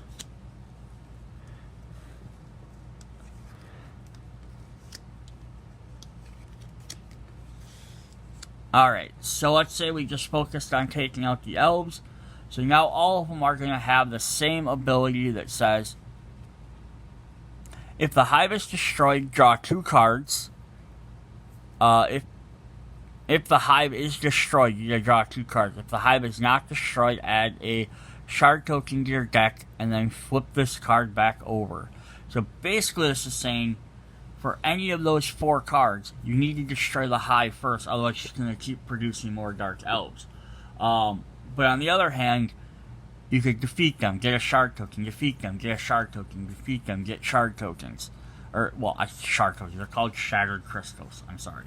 I don't know why I keep saying shards. So you could keep doing that so you could get more, because you're going to need at least 4 of them to defeat this, because 2 of them do 30 damage, so you're going to need 4 to be able to defeat him. And that's the only way you can probably do damage to that.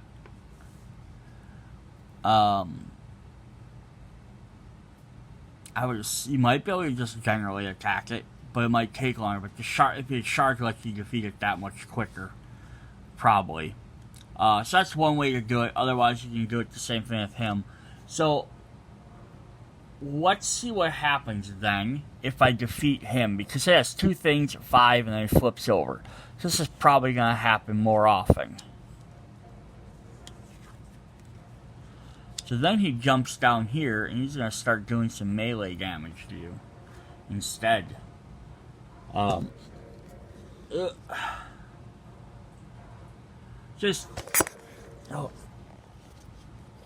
Sorry, this camera stand is being picky today. It's not used to moving this much. I'm used to leaving it in one static spot. So the same thing, you can do that. Now it does 20 damage. If you get more shards, you can deal damage to them a lot quicker. But yeah, that's definitely an interesting way to do that. Otherwise, once he immediately attacks, he flips back over. And then what would happen if we defeated the hive before we defeated him?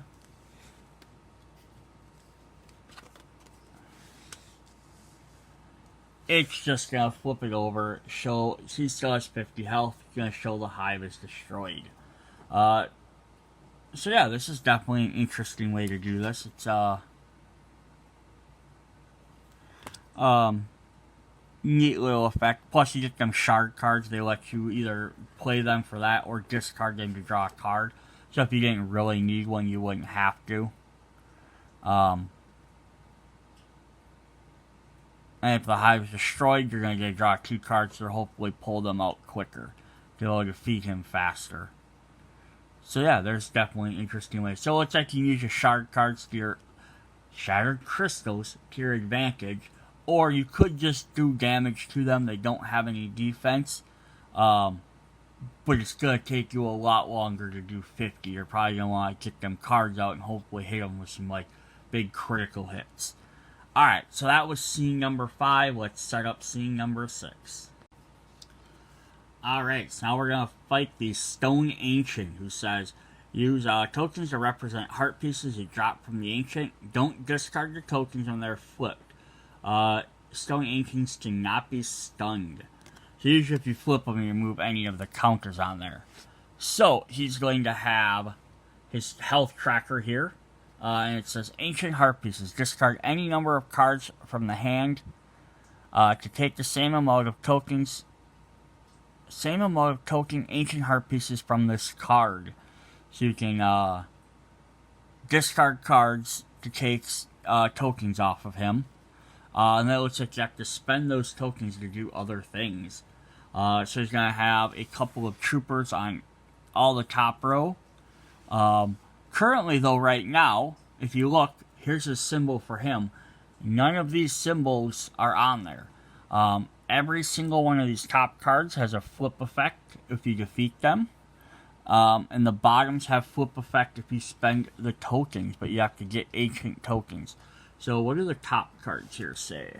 They're going to say, whenever a stone ancient is attacked, place a token heart piece on this card. So whenever he's attacked, you get to place a card on there. So I'm guessing that's him down here, but you have to be able to attack him first. So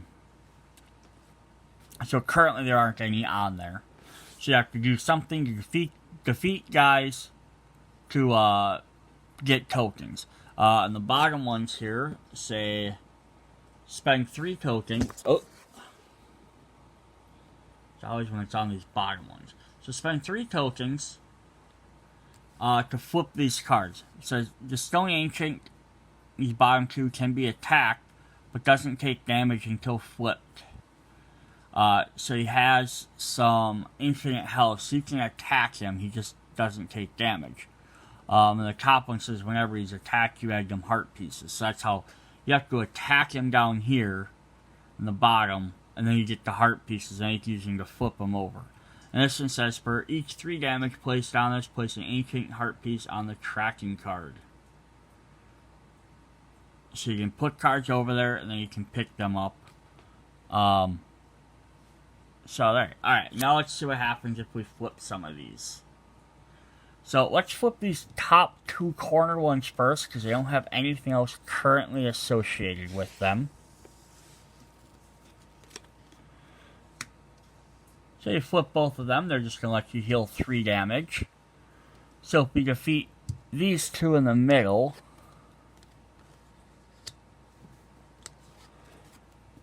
they're going to let you build up a bunch of tokens, and then you gain all them tokens. So that way you can use them to flip these guys over quicker. Alright, so let's see what happens when we flip these 2.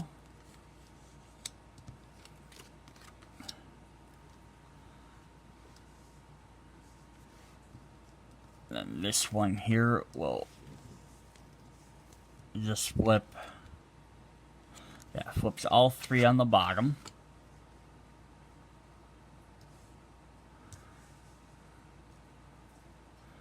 So now you've beaten the top, you've gotten some healing, you've gotten all these tokens, and now you have this. It says when ancient stone, when stone takes damage, you flip them back over.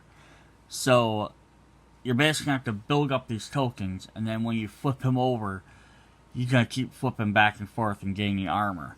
So in either one, so when he takes damage, he flips over. So you're going to want to hurt him as quickly as possible when he's in this mode. Because as soon as you do, he's going to flip back over. So, if you got him on this, he has 25 health. Do as much damage as you can to him.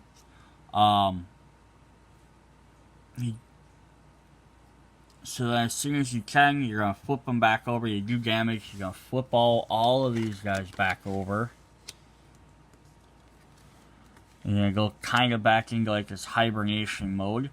And then you have to spend your 3 tokens to flip them back over. And then, since you've gotten rid of these guys on the top already, you're not going to gain any extra tokens from them. So the only way to gain is for each 3 damage you've done to him on one of these 3 columns, he places, you get 1 piece. So you have to do 9 damage to him to get enough to flip him back over. So that's what I said. You attack him, you do some, but if you build some from the other things, you might be able to do multiple attacks in a row. So that's definitely interesting. That is our last main quest. So the next 4 we got are going to be bosses. The final bosses. So let's take a look at these big beasts. Alright, so now we're going to do another spoiler warning, just an update. So now you've seen all the 6 different quests and scenes with those, so now we're going to jump in and look at the bosses. There's 4 bosses, so I kind of thought maybe if you wanted to look at the scenes ahead of time, so you can see what you're playing with, have an idea of what direction you want to go, things like that, great. But if you want the bosses to be a complete surprise, now's your time to leave. Otherwise, here we go. We're going to jump in and look at the last 4 final bosses. Alright. So up next we have this name I can't pronounce. Herolite? I don't know. Each part of him is considered to be an independent enemy. Defeat the head to defeat him. Alright, so that is our goal. So it says a little trigger there with the head on it. And that's going to have a health tracker on it. Up here, so it's going to be, his head is these 2 sections. It only takes damage from the interaction spot. So it's technically both of these are its head, but it's only going to take damage from that spot. But otherwise, he has, 2 horns, 2 hands, and I'm gonna guess like one of these is probably supposed to represent the hand and one represents his tail. Just because, but each one of the other ones have a thing that lets you flip them once you defeat part of it. And And then this one here is head as a special. If you play one of the Shattered Crystals and your range, you do 10 damage to him. Or if you get one of these two ruins, he flips both of his heads over.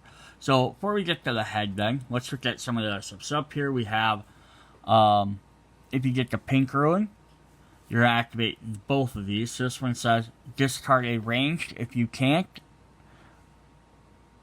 gain a stun card. And then the bottom one says discard the highest plus sign from your hand. So let's say we beat both of these. We'll flip them over. So that one's going to add one of them crystals. That one's also going to add a crystal. So the thing is, you have to pay attention though when you're playing this. It's like, oh, that's 2 crystals. That's 20 damage I can do. That depends on, first of all, how many players you're playing and who gets it. So we're playing 4 players. And Kratos gets one, and Freya gets another one. It means now you have to still cycle through each person's deck to get that card. Alright, so in these ones here, they have the F on them. I'm going to say the same thing. Ranged or stun, and discard the highest attack. So if we beat both of these, we're going to gain 2 more crystals. And then we have the bottom one down here. It just has a little green one. And there goes my camera again. Yeah, I don't like how this is positioned. It's not meant to really sit this direction, but it's what I need to do to beat this. Alright, and this one says add all players getting a 2 hang limit, which again lets you get these crystals a lot easier. So in the final finish, we defeat one of them. To get a crystal, we can do 10 damage. But let's say we get one of these other tokens and it flips this.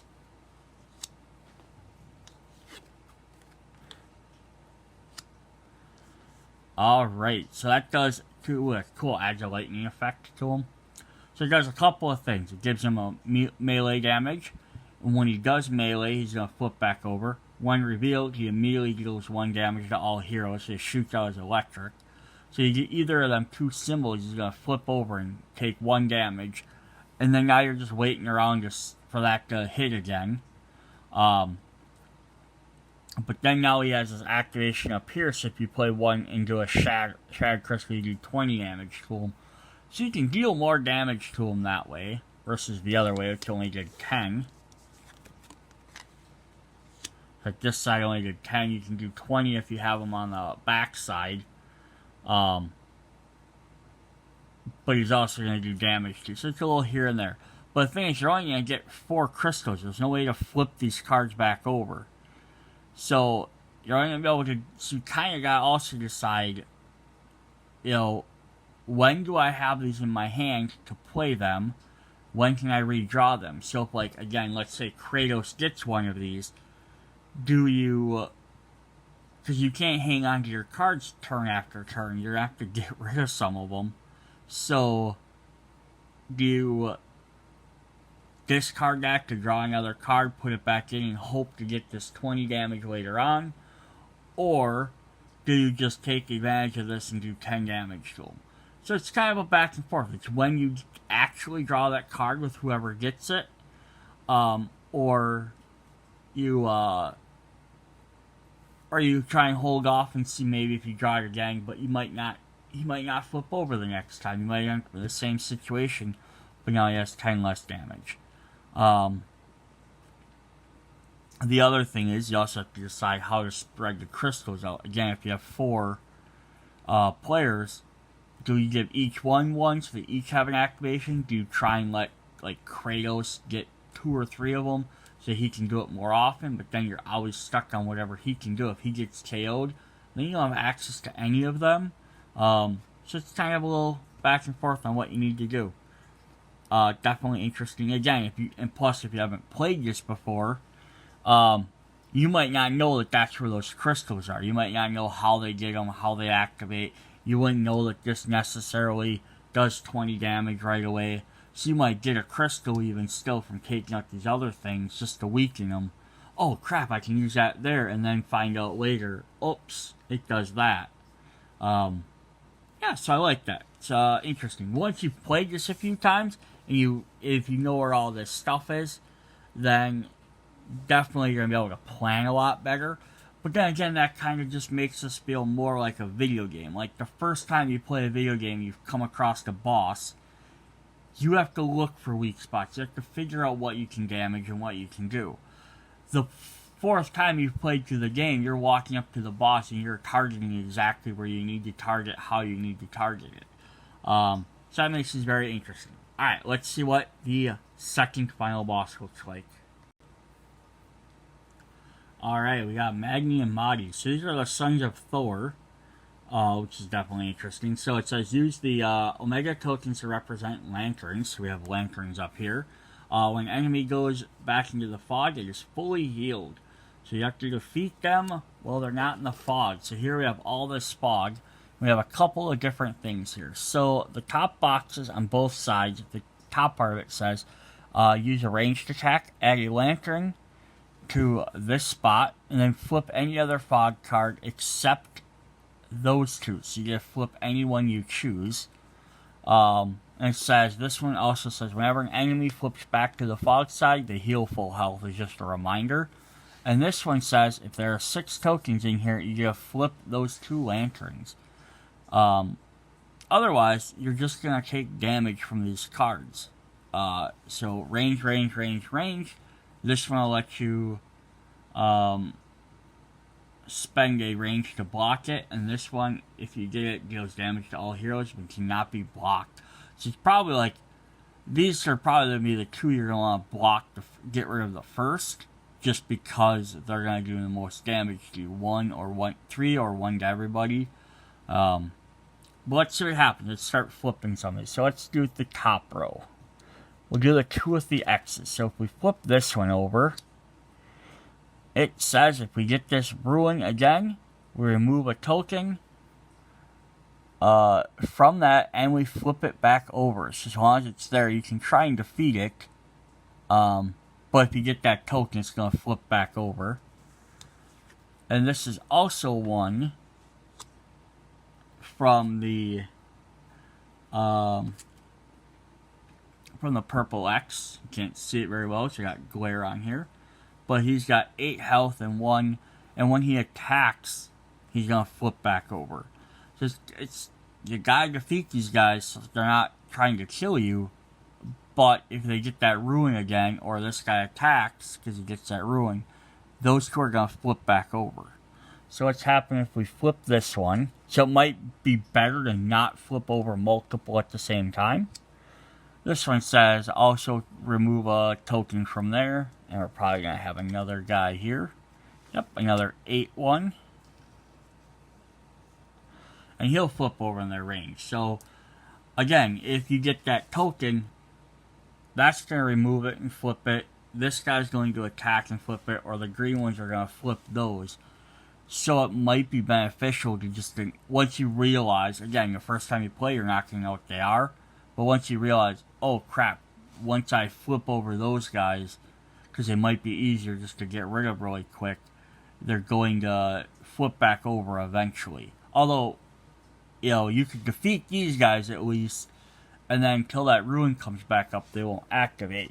Versus this one, every time that ruin activates, you have to block 1 damage.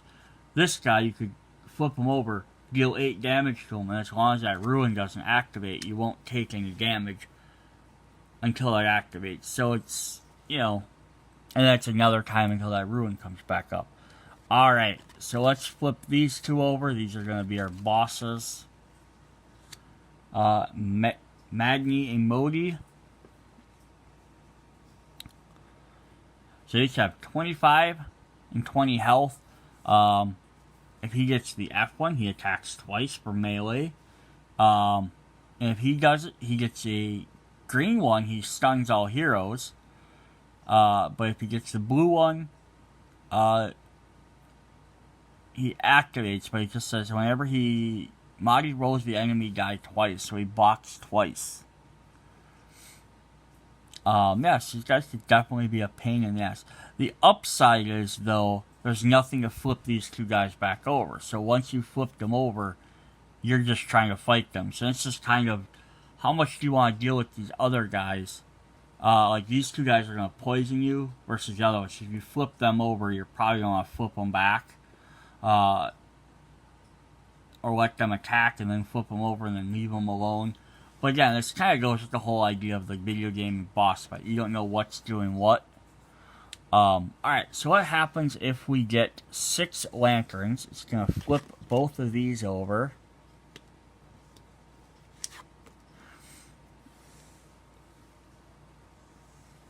And it says, when revealed, flip over all of them, but the top 2 to their backside, because they'd already be flipped over. And the other one says they can't be flipped over, regardless of any game effect. So, there you get your lanterns out there, and then that way you can defeat these other guys and you don't have to worry about them anymore. It's definitely an interesting little boss fight.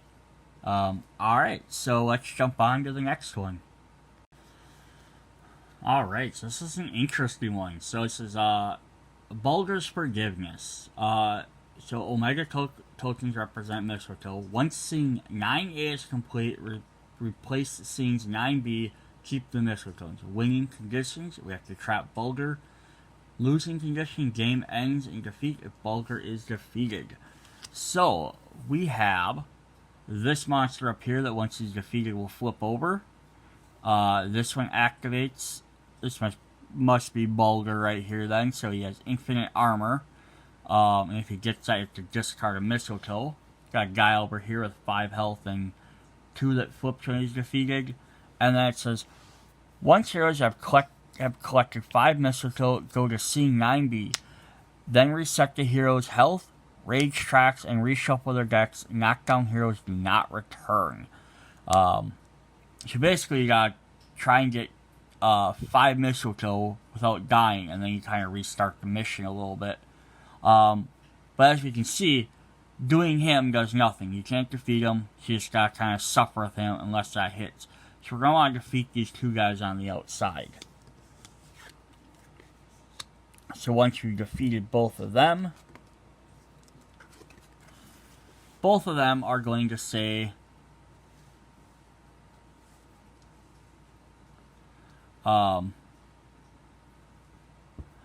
gain a Mistletoe and then flip them back over. So basically each time you beat one, get. Now this one up here has the activation fee that if you get the chicken foot rune, I know they all have different names, I just don't know Norse runes off the top of my head. Then you flip both of the middle ones over. So if we get that,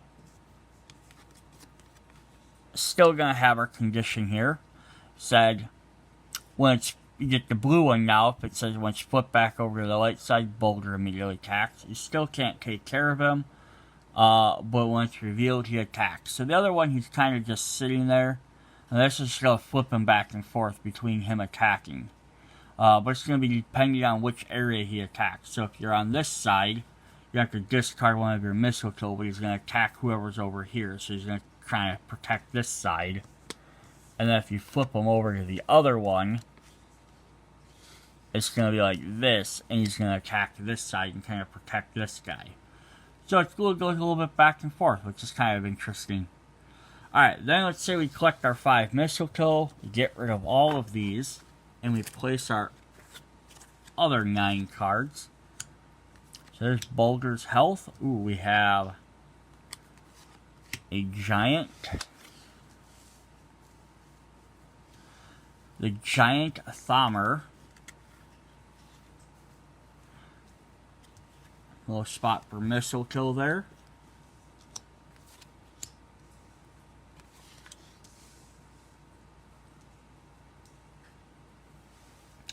We have Bulger down here, so it matches a symbol to there. And then this one has a symbol for him, I'm guessing, but he has infinite armor. So this is, oh, and down here, it shows us down here. So let's look at what this says first. If Bulger takes 5 or more damage, you may place a Mistletoe counter on the top card. To flip this card, and where Bulger stands. If this has 5 Mistletoe, you may do this freely. Taking 5 or more damage, you may place a mistletoe on this card to flip this card and where Boulder stands. If it has all 5, you may do this freely. Okay, so that's kind of neat. So right now it's saying where he stands, so he must move around the board depending on certain cards. So, infinite health, up here has all 4 icons. Any one of them hits, these 2 spots are going to flip over. So let's look at what happens if we draw any of the 4 icons. His hand went up, his hand comes down. It says, when revealed, Bulgar and all heroes take 1 damage, cannot be blocked. So basically that ruin hits, that thing's going to come down and smash him. But now remember, what we're trying to do is capture Bulgar, or trap him. We don't want him to defeat. So if this activates too many times, it's going to keep go ahead and activating. Then we draw one of the ruins. It's going to show it's going to flip both of them back forward. And then it says, upon defeat, you flip over this card and the head. So if you defeat the giant, how do you defeat him if he has infinite armor? Well, might have something to do with that. So let's just hold off on that. We get one of these other 2 ruins. Let's scoop this up a bit. Let's see these a little bit better. If we get the F for the chicken foot, we flip over the 2 Bulgar cards. And if we get the other 2 ruins, you'll flip those back over. And it says, when Bulgar attacks, when attacked, Bulgar deals the same amount of damage to the attacking hero. When attacked, Bulgar deals the same amount of damage to the attacking hero. Heroes may play defense to defend.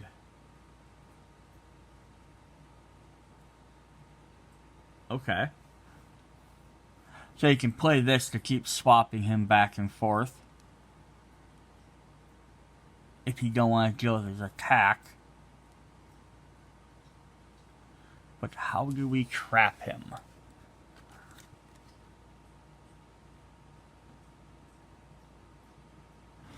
So this flips over. If this is defeated, from now on, when attempting to trap Bulgar on the bottom corner, the required sum of the enemy die is 3.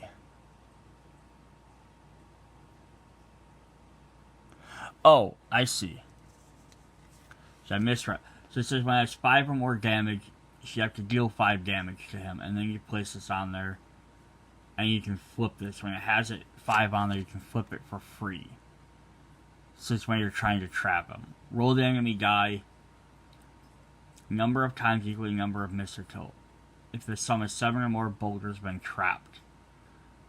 Otherwise, flip over both of these cards and then fully heal a Bulgar.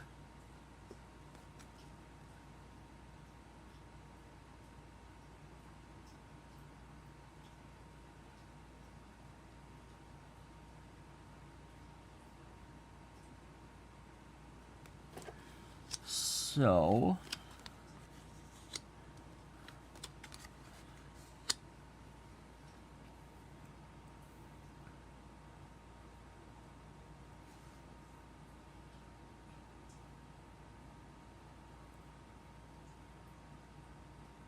okay, because here's what's going to happen, I believe. So when he takes 5 or more damage, you may place a mistletoe on him and then flip where Bulgar stands. So if he takes 5 damage, you're going to flip him. So you're going to flip wherever he is. So if he's here, you flip him over to this side, and then you flip this, so then Bulgar's captured over here. But if you have him the other side, then you flip this one over, and then them ruins are going to kind of flip these guys back and forth. Okay, I get it. And then otherwise it's fully healed and you flip both of these cards over. Okay. That makes sense.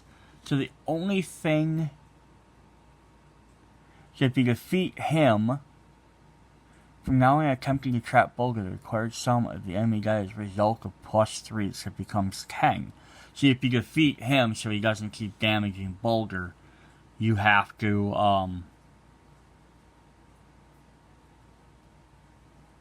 now deal with +10, which makes it that much harder, and he'll keep healing. But how do you defeat this card? That's what I don't get. So it says when defeated, flip it back over.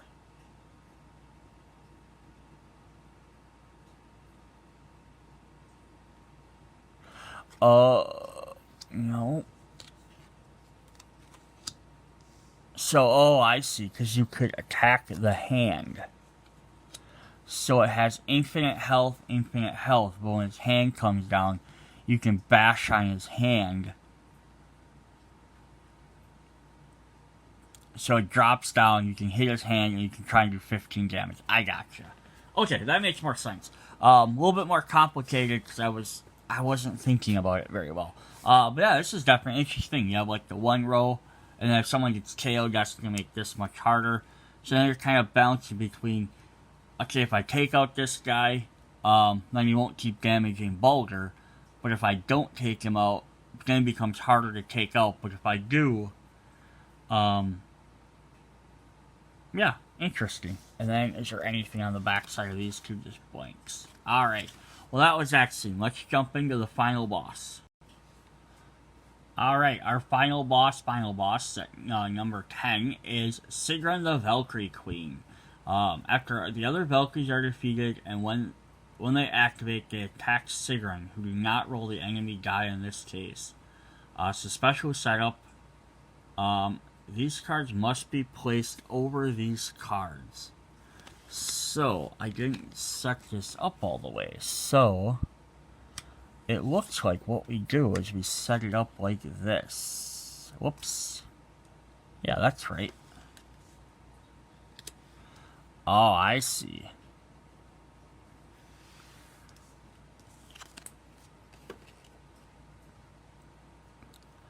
So these ones have extra little arrows on the bottom. So she's currently armored, and we have 2 extra Valkyrie over here that we get to fight with 15 health and range of 5. When you defeat them, you flip both the tops and the bottom cards. When the ruin activates, players may spend a defense and melee to cancel this attack, or a melee and range, or a defense and range to cancel this attack. Otherwise, she has 8 armor on each side, and it says, when these ruins activate, you flip this card over. Just flip over the bottom 2, and it says when all armors are destroyed, remove these 2 and flip the top 2. So, let's look at this first. Let's say we defeat these 2 guys on the side here, because they're not going to affect the rest of it.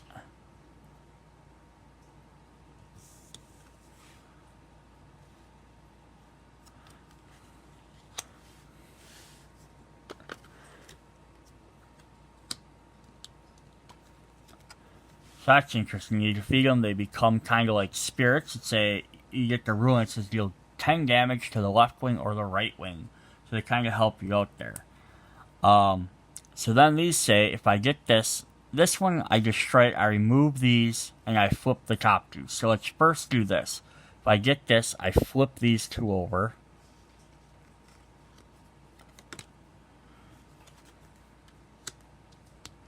This is going to be an epic long battle here. Alright, when revealed, Sigrun immediately attacks all heroes and cannot be blocked. Oh boy. And then you can spend a melee and a range together to cancel this attack. And then all players, after this attack is resolved or cancelled, you flip it back over.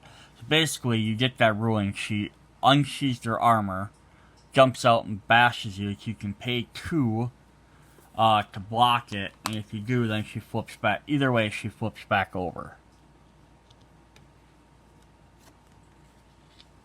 And she goes back into her armored form. Now, if you destroy all the armor, you have to do 8 in a single shot. You're going to remove these bottom 2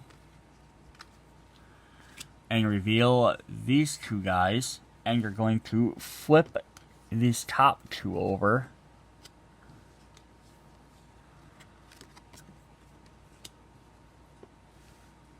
So now, oh yeah, this is a boss fight, alright. So these guys each have 4. And then 4 health, and then her says 50 health, 3. It says, if defeated, remove this card. So that's where then you get these other 2. You get the 2 they're going to attack. You get the other 2, and they're going to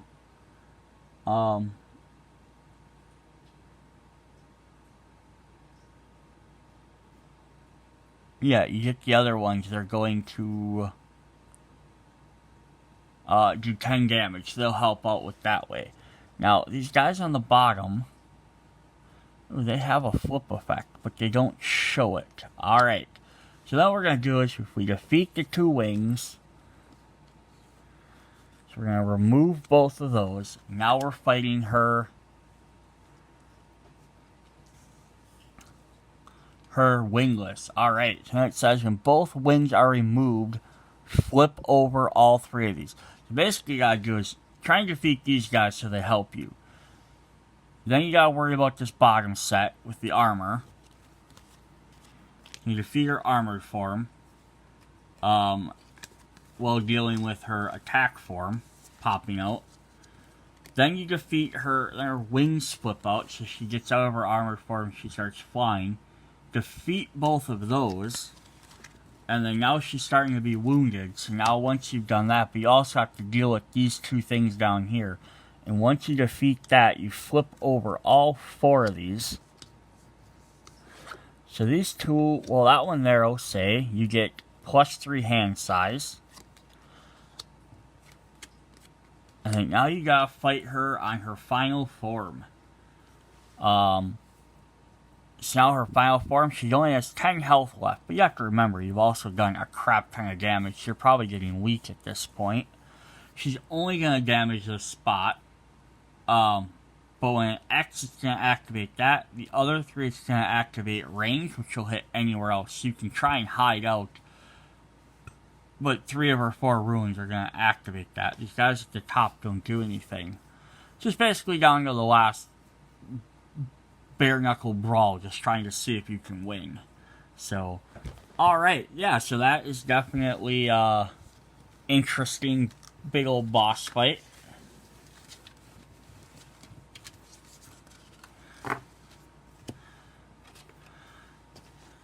Alright, so that's our God of the War card game. Oh, I never did actually show off. There's the defense dice. We have a 5, 1, 0. Couple of 1s, couple of 0s, and it's at like random 5. So you're gonna get 0, 1, or 2, or maybe a giant 5. Yeah, it's God of War. This definitely looks like a fun game. I could see how if you played it too much, you're gonna start knowing exactly what to do. But each time you play each scene, I said even if you play through, you have 4 bosses. So at least 4 solid gameplays, and I said even if you played 2 different quests each time, there's 6 quests. So the 4th gameplay you have to do 2 quests, but you could do 2 different quests. You wouldn't have to do the 2 same ones you did. So you have to play through at least 4 times to experience all 4 bosses. 3 times you had played each mission and seen at least once. So you definitely get 3 full easy gameplays out of it without anything being different. And then the 4th time you'd have a little overlay. But again, all the hindrances would change stuff up a little bit and stuff like that. But I think after that, then the game might start to drown if you're not playing with new people or it's a new experience. Definitely be cool if they made some expansions for this. Or even better, I could definitely see this being adapted to some other video games. As I was looking through this and the instruction and everything, I'm like, this should be an awesome Kingdom Hearts game. where you have like your characters. You have Kratos and Atreus and Freya. You have like Donald, Sora, and Goofy. I don't know why I started with Donald, Sora, Donald, Goofy. But then, like, even if you just did Kingdom Hearts 1, like, you could fight in, like, Agrabah, like, you could add Aladdin as an ally. Or if you're in Mulan's world, you had Mulan, or Tarzan, You could have the same idea where you're fighting, like, a couple of minions, they flip over, here's a different type, like, where you have to do something, and like, oh, here's the boss you have to fight. Like, you can have, like one world and a boss that goes with each world, or different stuff like that. There's so much you could expand on with this type of game. Even if God of War, you could go back to some of the stuff from the earlier God of War games. Maybe give Kratos different abilities. Upgrade cards so you can change their initial deck. Stuff like that. More characters. It would definitely be cool. But there's a decent amount of content if you can find the game fairly cheap. Because you get at least a good, solid 4 plays out of it before it might start becoming repetitive. Because once you know what to do, it's still going to be fun. You can say about any game. Once you know how to beat this boss in this game or that game, like, it's done. But, like, you're not going to have the surprises of, oh crap, I know not to attack that one. I know to try and focus on these. But since it's deck building, your deck always changes. Or if you play different characters, or different rotation of characters, or even solo mode, it's going to change up the experience. So, alright, that's all I got for this. See you guys in the next video. Bye.